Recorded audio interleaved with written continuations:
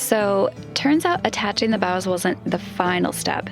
In fact, that was just the beginning, because now it's time to seal them in for good with layers of fiberglass, gallons of fairing compound, and plenty of awkward body angles. Welcome to the glamorous side of boat building. In the last 2 episodes, we finally tackled the job of attaching the bows to our catamaran. The first one went on in a quick, slightly stressful go.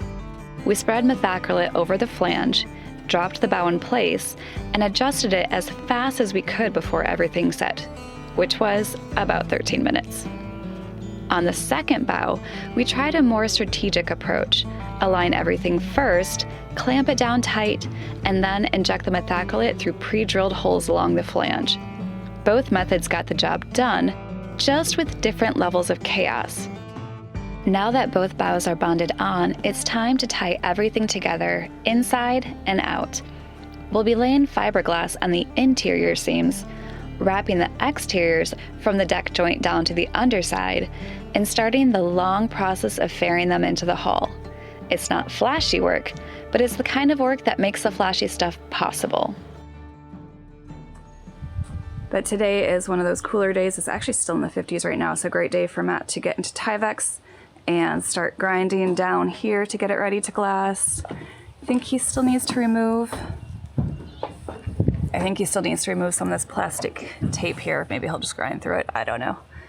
But get that off, get this section glassed, start fairing it, and then we can look like an entire mold.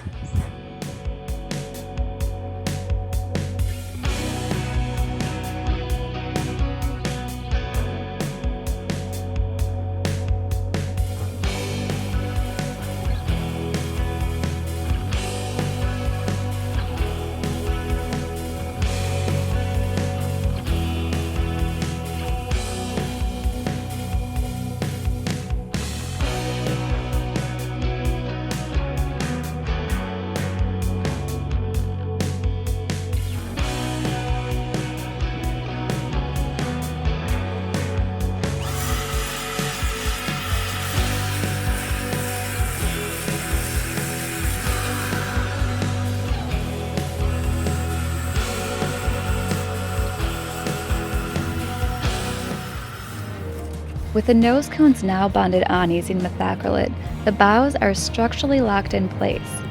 But fiberglassing over the seams adds the real muscle, tying the cones into the hull with layers of glass for added strength and rigidity. This time, we're not laying across a flat panel. We're wrapping it from top to bottom, one curved surface at a time. Matt starts at the very top, right where the deck meets the hull, and works his way down. 2 layers of 12-ounce fiberglass pressed into place over a thin layer of resin. Then it's more resin on top, just enough to saturate the cloth without flooding it. And with the fin roller, he works out every last air bubble, because trapped air doesn't just make fairing a pain later, it also weakens the fiberglass, creating tiny voids that compromise the structure.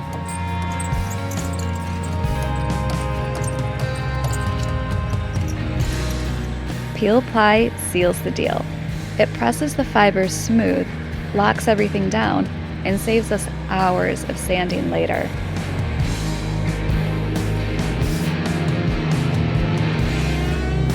Once a section is finished, he moves slower.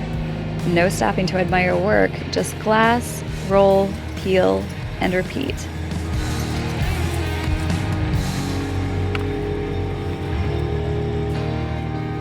Luckily, we're still just coming out of the cooler and damp weather of spring, so on days like today, there's not the same rush to beat the clock before the resin kicks. Just steady progress all the way down. By the time we hit the curve at the base, we've sealed in a full section of the bow. One side down, one to go. You ever buy something and then realize, oh, I'm gonna need a second pair? That's what happened to me when I got my first pair of Vessis. Listen, I didn't expect to love these this much, but the Stormburst is my go-to for boat work now. Waterproof? Yep. Grippy soles? A lifesaver on a wet deck. And let's be honest, they still look good when I run into town for coffee. For work or play, I am wearing these everywhere. And May, it was nothing but rain. Before I even got to the boat, I had to wear heeled boots just to survive the yard. Ankle-deep puddles, slippery gravel, and standing water everywhere. Now, I throw on my storm burst and I don't think twice. They're waterproof, obviously, but the traction is what makes the difference. Fiberglass decks, wet ladders, muddy ground, these soles keep me planted every time. No slips, no soggy socks. Just dry feet and steady footing while we build this catamaran from the ground up. Bonus, Vessi is the official footwear of U.S. sailing, so yeah, they're made for water life. Follow our link below and you'll get a free pair of crew socks with your purchase. While Matt works on the exterior of the bows, I'm forced to do some work on the interior, and something I did not expect to be an issue. Remember in last week's episode when I said to remember the part where I was moving the freshly injected methacrylate down through the tape because it was important for this week? Well, here I'll say this, it's pushing against the tape, but it's not blowing it out. I just wanted other eyes to tell me that I am not crazy, and I did try to keep the methacrylate within the void of the flange because something must have happened during its curing process where it expanded way past that. Why is this even important, you might wonder? Why not just leave it as is? Well, Matt still needs to glass the inside of the bulkhead to the newly attached bow, and for that, we need a smooth, clean surface for the fiberglass to span across. Normally, our half-inch belt sander is perfect for a job like this, swiftly removing any leftover structural adhesive. But in this case, my working area was far from ideal. With the length of the sanding belt plus the body of the tool, I could barely fit it through the access hole, let alone angle it back toward myself to actually sand anything.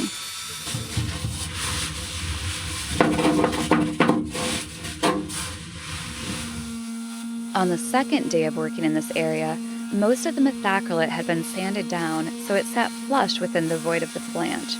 The final step was to prep the surrounding foam for fiberglass. To do that, I used our mouse sander, small and angled enough to reach in the tight corners, along with 80 grit sandpaper. I removed the last bits of methacrylate and thoroughly scuffed the foam, keying the surface to ensure a strong bond. Keying simply means roughing up material so the fiberglass has something to grip to. It's a small step, but critical for long-term adhesion. That way, everything would be fully prepped for Matt to come in the next day and glass the bows from the inside.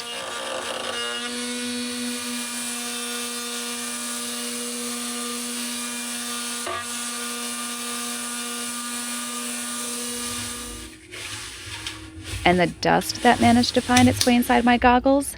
Not fun. But unfortunately, I couldn't stick my head in far enough to view progress while wearing a full face mask. Time to pop myself back in here today. We have got some water that needs to be cleaned out. That's gonna be fun.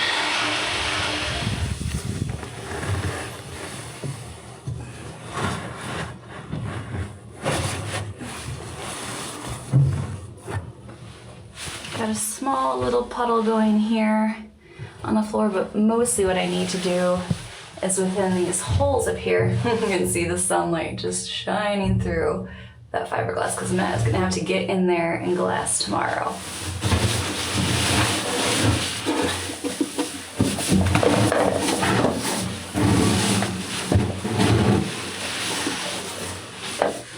Hopefully this shouldn't be too long or too hard. I might come back in with a vacuum depending on how much dust from when I was grinding out the methacrylate from the edges. I think I got a good portion of it the first day, so hopefully that won't need too much cleanup, but just more for scooping. Oh my gosh, my feet are like already soaking wet now through the Tyvek, through my shoes. Anyway, so I've just got one of these little cups here that should be good for scooping. Put it into the bigger container, and when this no longer wants to fill up, just the old soak up and wring out with this. Oh, look at that. I've already got water in my shoe. Top one here. Actually, this stayed pretty dry. We've had such bad rain over the past few days. Okay, so I won't need to do much there. Mill guy. Oof. Tons of dust in the back, so that will need a vacuum. And then bottom. Okay, looks like this is where the water dripped down. That's because you can see the gap here. It didn't run all the way to the bulkhead, and that's gonna be a working knot in that, so. When it leaked in through that before it had been glass, it just kept running down here, through the gap in here, down through the walls, through that gap, and is now settled here.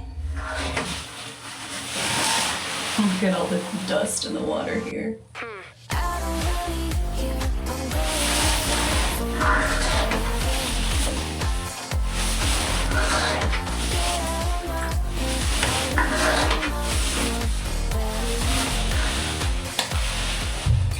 But now that the top part from the deck has been glassed, it should be the last time we have to clean the water out of here.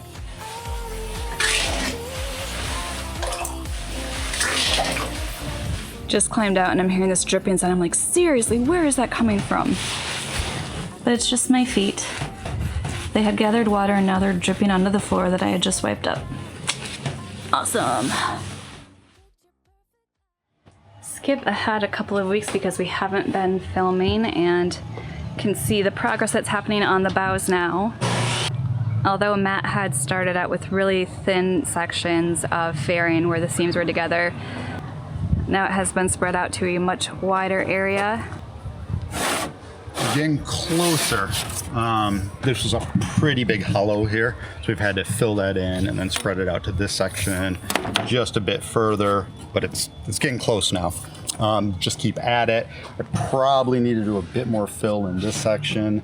As you can see, this part hasn't been blocked yet, and that will tell me where the low spots are.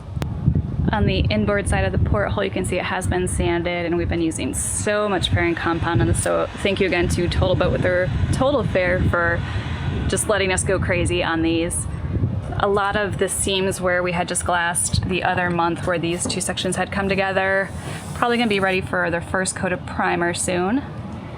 You can see Matt always keeps his ladder out here because he's constantly moving from one side to the other sanding.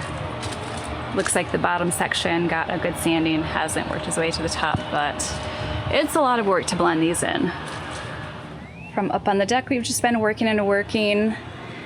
So here, I've been working on filling the seam a little bit more between where the deck had gone down to the cockpit seats and the cabin top. I've also sanded down the primer that I had put on the different sections of the cabin top and then filled in low spots with our Total Fair here. Not much that needed to be done, so just throw another coat of primer on there and then that should be good really until we're ready to kind of do the whole thing, get solar panels ready. And then we come to the inside section of the bows again. With all the rain we've been getting lately, and don't let these blue skies fool you because we're under a thunderstorm watch for 3 hours from now. But ever since this seam here was glassed on where the inside of the bow is, thankfully we don't have that water dripping in anymore, allowing it to flow down and just gather in puddles. Immediately with stepping in here, you can see that we don't have the same glow around the flanges there because that fairing compound is on the other side. It's not just that thin glass anymore. Matt did glass from inside here. Didn't film that just because it's such a messy job. But if we look on the inside now, yep, that's got the 2 layers of our 12-ounce fiberglass, so all secure in there, and we won't have to worry about fairing any of this out because pretty soon now he's going to be taking the cutouts here and putting them back in place and then glassing them from this side. Everything looks to be clean and watertight though, which is good. Check the middle. Some leftover fiberglass in there, I'll get that out. But yeah, everything is glassed around here. And where the water had been leaking, not that it should be anyway, that is closed up. And poor Matt for having to get in here, but it's done now. And we're back to the time of year where daily highs are getting into the 90s. The real feel is bordering on 100. Humidity is at 80%, so we're very thankful that we checked off most of this before we got to the hot temperatures. We had such kind of like a rainy, cool spring leading into summer. But when it wasn't raining, we had to be very thankful for those cool temperatures, because this kind of work, when you're sweating like I am right now, is just not any fun at all. At the moment, I am down in the owner's hull and fairing out the engine bed where we'll have our electric motor, because this will get painted and you'll be able to see everything. So trying to get that fairly smooth and easy to clean, most importantly. No lights on this side of the boat right now. Matt has been working a little bit on the other engine bed here where we'll have the diesel hybrid, hoping to get some sound deadening foam around most of that. So that's me right now, and Matt is doing some really fun things, which I think is going to be 2 episodes now we'll focus on. I'll show you the helm station where he has already gone through and replaced the cabin top here. You can see where he started to make inserts for where our controllers will be. Steering wheel will sit there. But the next few days will be spent building this helm seat. This is just a MDF kind of like prototype, big enough to sit both of us here. These steps will lead up to the cabin top, so you can step from the seat onto the cabin top. Matt just got some Nitacor and foam in this morning, so he'll be working on that over the next few days. But since we're in the middle of this project right now, still filming it, make sure to drop any questions or comments you have below on that. And there it is, right on schedule, our afternoon thunderstorms with thunder. Oh, I wish I had a beer just to sit and watch that come in. Getting to the well, you probably won't be able to pick this up on camera, but that cargo ship out there, I can tell that it's actually raining where that is. You can see the water just hitting back off of the Chesapeake Bay and going upwards. So apparently I don't have time to go get a drink and watch it come in because it is already here.